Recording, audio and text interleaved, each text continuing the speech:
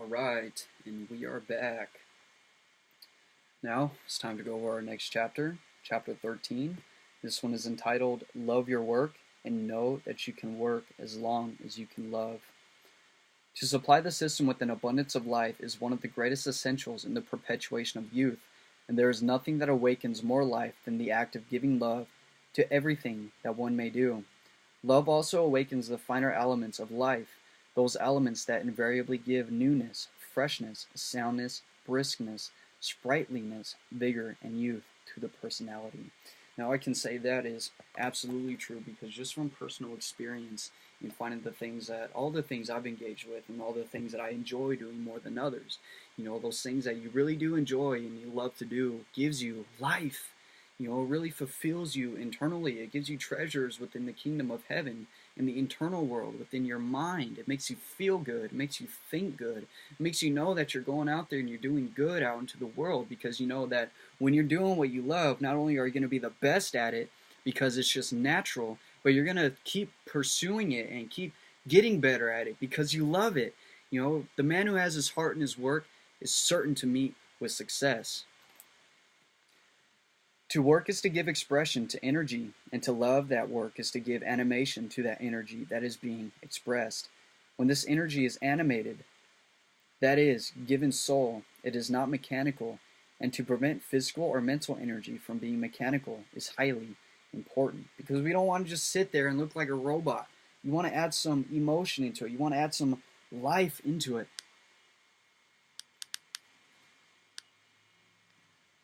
When the energy that is given action in the system has a mechanical action, it soon wears itself out and wearies the system. But when this energy is animated, it multiplies in its power. It multiplies its own power while in action, and thereby increases the life, the power, and the vigor of the system. To weary the system is to decrease the normal life of the system, and if this decrease is frequently repeated, the normal supply of life will not be sufficient to maintain the action of the natural functions, because it is being depleted. If you're on a continuous decrease of normal life, then you're not giving your body, you're not giving it yourself the time to really bring yourself up to par, and it's going to interfere with your natural functions. And nor will the renewing process have sufficient power to fully promote this work. The result will be the beginning of age, because the aging process always begins when the life force is on the wane. And what happens when we're doing things that we don't want to do, when we're stuck doing things, we just feel trapped, and you just get trapped in your mind and you start thinking negative, and this life force, the very life of what we are, will begin to deteriorate, because we are doing something that is not our calling. We're doing something that is not built for our happiness. It's not making you happy, so you don't belong there. If it's not making you happy, it's not what you're supposed to do. Those who desire to stay young must never permit themselves to become tired, and they will never feel tired if they never think of being tired, never speak of being tired, and never fail to love their work. It is not natural to become tired. It is an abnormal condition produced by the mechanical action of the energies of the system. This mechanical action, however, is completely eliminated by the presence of a strong love for the work in which the person may be engaged. The reason why the average person never gets tired from play, but always gets tired from work, is because he loves the former, but does not love the latter.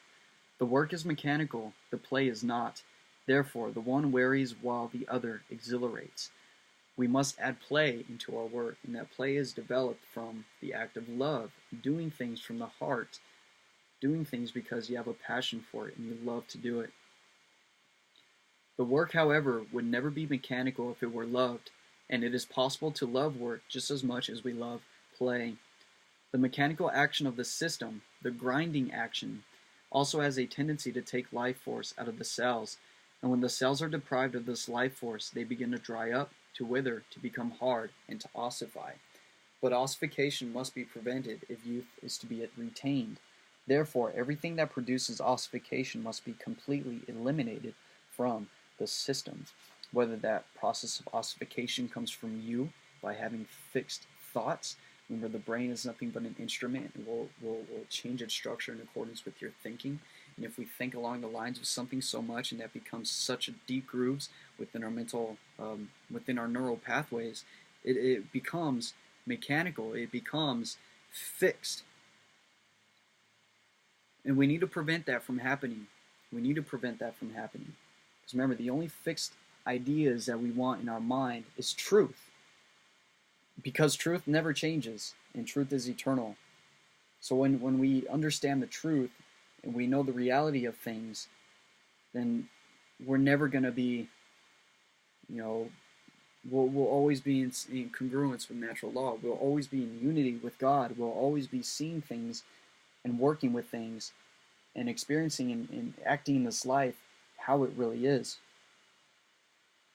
To work in the dull, indifferent, mechanical, lifeless, automatic attitude is to produce conditions in the system that will ossify the cells and thus bring age upon yourself. No person, therefore, can afford to work in such attitudes. Nevertheless, it is in these attitudes that the great majority perform their work, and that the aging process should be in action everywhere is only what is to be expected under the circumstances. To force oneself to do what one thinks is his duty to do will also produce the same hard, mechanical actions, and such actions invariably grind the life forces out of the cells, thereby causing the cells to dry up, ossify, and grow old. The remedy is to love everything that one may do, and when one loves the work that he does, he will not have to force himself to do what he has to do, and he will want to do it. He will thereby receive the necessary power to do his work with ease, because that which is animated with love is always given additional power in life. And also, since we're working in the spirit of harmony, no friction ever gets created. There's no friction that is building up, not only within you, but building up within your environment. People, if you're not happy and you're not excited, or if you feel any of that, people see it. Remember, people have a mind too, and their mind still works, even if they're not really conscious of the workings of their own mind. It still works, and they see it, they could feel it. It still works. Oh, I love it. The man who loves his work will gain the power to work as long as he can love, because to love work is to constantly increase the capacity for work. Such a man will never be superannuated, nor placed upon the retired list. He will be so valuable that the world will not permit him to retire, nor will he have any desire to retire. Imagine that, becoming like you're just that person which people need, because you're just so far out there and so far different from the rest, where it's just like, well, there's not another Corey Anderson coming anytime soon. We need this guy. So from that, imagine that. He will be so valuable to the world that the world will not permit him to retire. Freaking, you're like 110 years old and you're still giving speeches. That would be great. Oh, that would be amazing. What a life that would be, wouldn't it? One day. The present demand for young men everywhere in the industrial world has nothing to do with years. It is the men with brains, vigor, and life that are wanted. How long they have lived upon the earth is of no consequence. The majority of those who have passed the half-century mark, however, have permitted their brain cells to ossify. They are therefore no longer competent. The younger men are in demand. But any man who will eliminate ossification from his system will become more brilliant, more powerful, and more useful the longer he lives, and the industrial world will continue indefinitely to want his service, even at his own price. Now, it's amazing that Christian D. Larson mentions the industrial world in this book, and it really shows how long ago this book was written, because we're in the information age now. We live in the information world now. It's so easy to get information.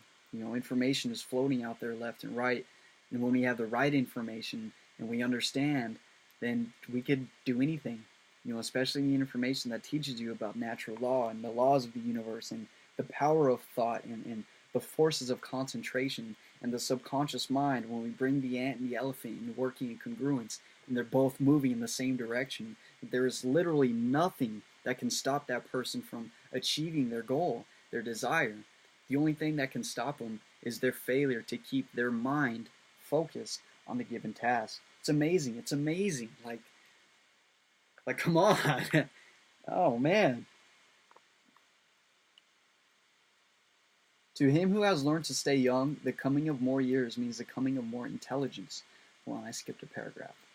Learn to stay young, and the opportunities of the future will be many times as great as those of the present.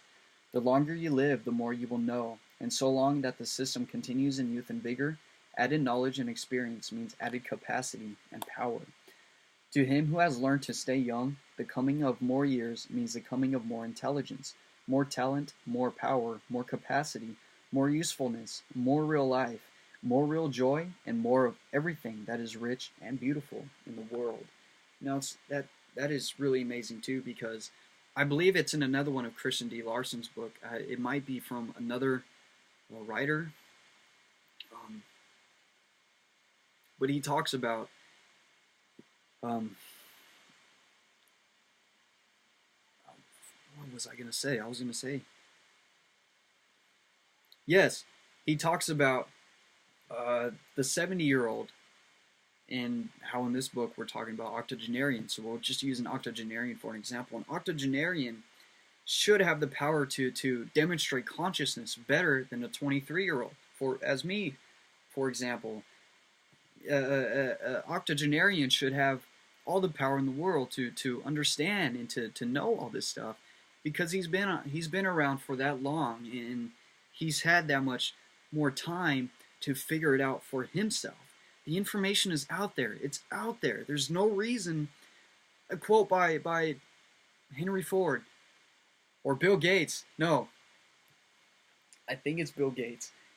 Yeah, I know. I just got so many people and their quotes in my head. Sometimes you just kind of you can't remember exactly which one belongs to who in the heat of the moment. But he says, what the freak was I gonna say? What was that quote you were gonna say? Come on, Corey. It's there. It's there. It was in your brain cell. It was right at the tip of your tongue. Yes, if you're born poor, it's not your fault. But if you die poor, it's your fault. The reason being is because you had all the chances and all the opportunity out there in the world to make those things, make your dreams come a reality. There's nothing that can stop you. Remember, it's a law. Even if we were conscious of the law would still work and it would still be operation. And when you desire to advance, when you desire to grow and to move forward, the law of attraction will be put into motion. God, the universe, will bring things into your life that will help you make that image, that dream, that desire become a reality. Even if you're conscious of these workings or not. If you want to learn more about this life, you're going to be given the things that will help you learn more about life. He does not dread the coming of more years, because to him it does not mean weakness, age, and empty idleness. Instead, it means youth combined with experience, vigor combined with opportunity, visions of attainments combined with real attainments, desire combined with realization, the love of the rich and the beautiful combined with the possessions of the rich and the beautiful, and the capacity to enjoy combined with the possession of that which can give joy. The work of the average person seems hard, and the reason is found in the fact that the action he employs at his work uses up energy instead of developing the power of energy. And how do we develop the power of energy? By understanding energy and understanding thought and knowing that these forces and how they work, and going into meditation and observing the workings of these forces within your own self, within your own life, and ultimately within your own mind. The action of work should have the tendency to arouse more and more of the energy that is latent in the system, and it is evident that when work has this tendency, the work itself will increase the power of the system instead of decreasing power as it usually does. To give work the tendency to call forth the latent energy of the system, the secret is to love that work. The action of love will deepen the action of work, and thus placing the action of work in touch with the depths of inexhaustible life. The action of love will also give a constructive tendency to the action of work. The power of love is always constructive and tends to give to everything with which it may come in contact a desire to build, expand, enlarge, develop, and increase. The fundamental purpose of work is to build things, but the action of work can also be caused to build the builder. In fact, when the action of work is wholly constructive, it will build the builder, while the builder is building things. And the action of work will invariably become constructive when the builder loves his work, because more and more of his heart is put into his work. It is therefore evident that when a person loves his work, that work will become a power of development, and instead of being a cause of wear and tear in the human system, it becomes a cause of greater power, greater capacity, and greater ability. When the individual works scientifically, his work will make him stronger, more able, and more competent. And to work scientifically, the first principle is to love the work with all the power of heart and soul. The second principle is to think that all work will build, develop, and strengthen that work.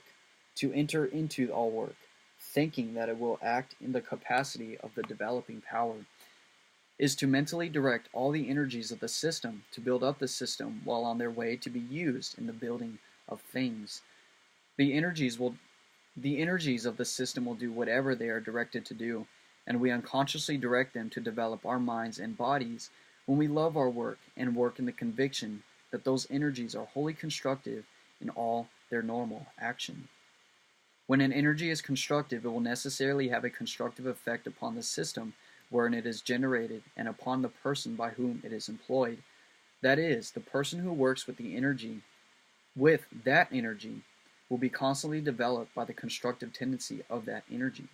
And all energy that is employed in the action of work becomes constructive when the worker thoroughly loves his work and lives in the constructive mental attitude. The person who loves his work will also do his work better, and the reason is that love gives greater building power to all energy, because love is a creative power, and love is a stronger power and a stronger force than hate, than fear, than distress, than you not liking to do something. Because when you dread something, it contracts your energies, it shrinks your energies. You're not as strong or as powerful because you're not as one with the things that are happening around you. You become so tightened up within yourself that you're in a way not exactly being one with the things that are around you. But when you love the things that you do and you're just radiating loving energy and compassion, it is a power that expands and does good. It is a good power. The person who loves his work will also do his work better. I just read that one. When we love what we are doing, we are at our best and will naturally do our best. We call forth the finest elements of life, the finest creative forces, and the finest forces of thought. In consequence, the work done will be the best that can be produced in our present state of development. To thoroughly love the work in hand,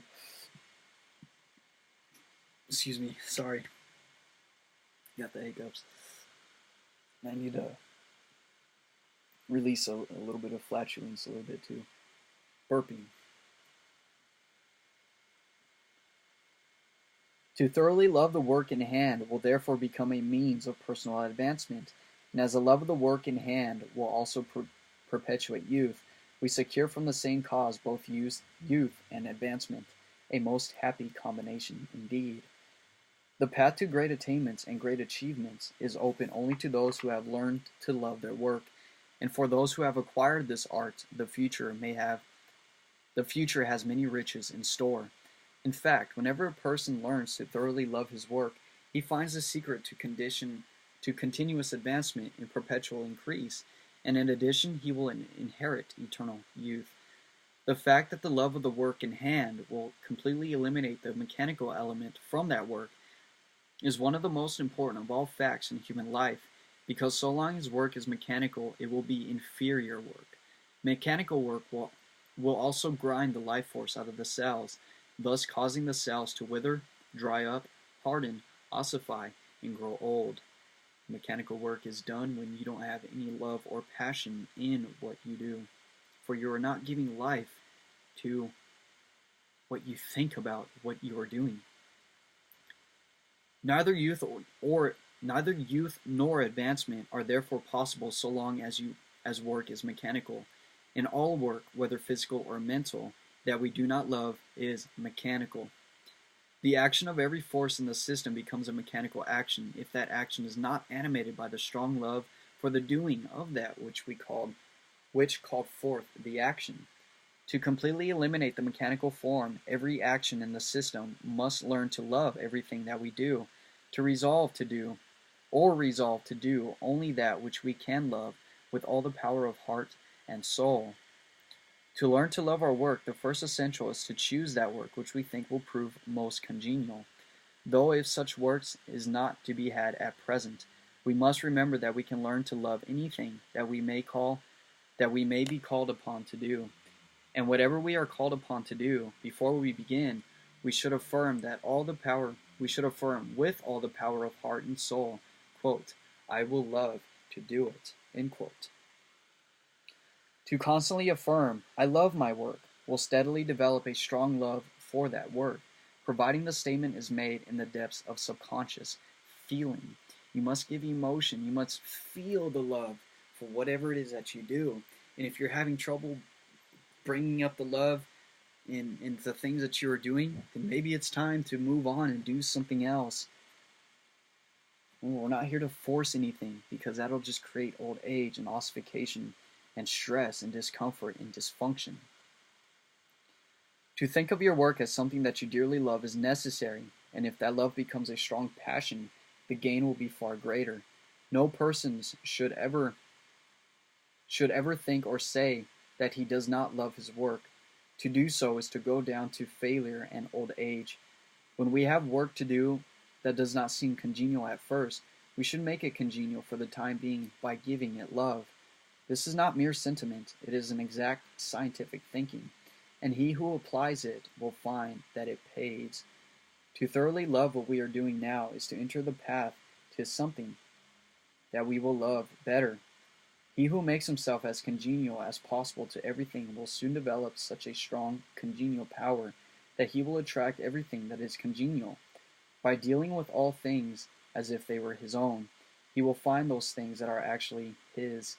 In other words, the man who loves his work with all the power of his love will develop such a large love for work that he will naturally attract work that is as large as himself. To find work that corresponds with our capacity and that is exactly to our liking, the above is the secret. He who always loves his work will always have work that he loves, and will always advance constantly, and in addition will inherit eternal youth. What an amazing way to end that chapter, isn't it?